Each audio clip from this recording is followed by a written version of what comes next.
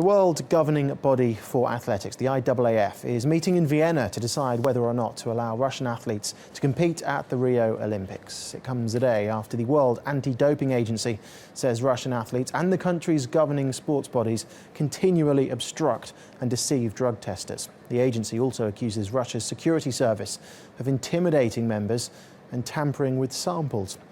The report says 726 tests were declined or cancelled between February and May this year. Some of the reasons included not knowing where the athletes were, including one who ran away mid-race.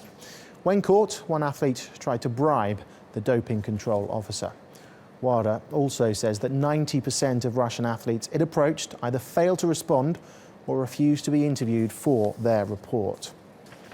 Well, for more on this story, Borja Garcia joins me now from the United Kingdom. He's a senior lecturer of sports policy at Loughborough University. Thank you very much for your time. So what decision do you think the IAAF is going to take then today? It is difficult to know because also the politics of the sport, the politics of the Olympics and global politics are at stake here. Vitaly Mutko, the sport minister of Russia, has intervened, also the President Putin. So it is difficult to know. Now, if we try to take a cold look at the criteria that the Federation set up back in December, especially the need to cooperate with the World Anti-Doping Agency, I really will be very much surprised if the IAAF Council does not maintain the ban on Russian athletics. And how damning was this report from WADA this week in terms of what was in it and the timing? Well, it was very, very much damning because let's remember that in order to lift the ban, the IAAF set up a number of conditions. First, to ban all those athletes that had tested positive in the past. Second, to ensure the independence of the new anti-doping strategy. Third, to adopt a new code of ethics in Russian athletics. And finally, to satisfy both WADA and the IAAF that they are cooperating with their anti-doping policy.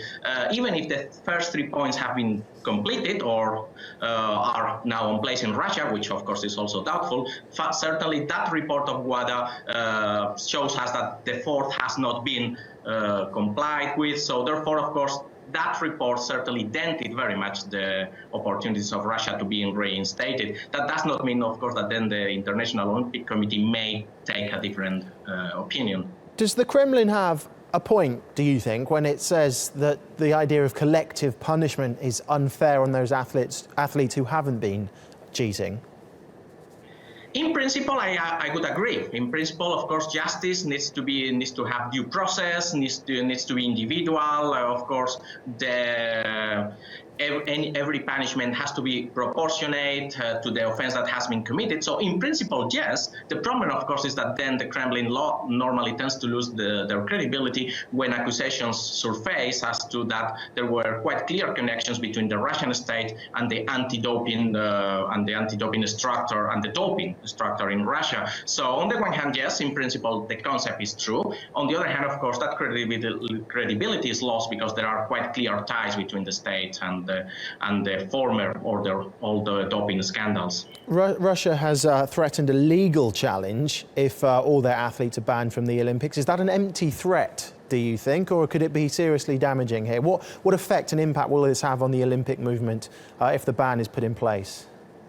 Well, if the ban is put in place, let's remember it only affects Russian athletes in the discipline of track and field athletics. Let's also remember that within the next couple of weeks, the International Olympic Committee is going to meet, and they may allow certain individuals to participate as individual athletes under Olympic flag, something that has happened several times in the history of the Olympic Games. So we may see, on the one hand, the ban upheld, but also Olympic athletes on a case-by-case basis admitted to the Rio Olympics. That's what we are going to see. Then, about the legal challenge, what I could perhaps be more worried is about individual challenge of clean athletes being brought to the Court of Arbitration for Sport, because I think that is certainly going to be, that's an authority that the IOC recognizes, and it's going to put a strain on the Court of Arbitration for Sport, which is already under a strain after the Pechstein case, for example.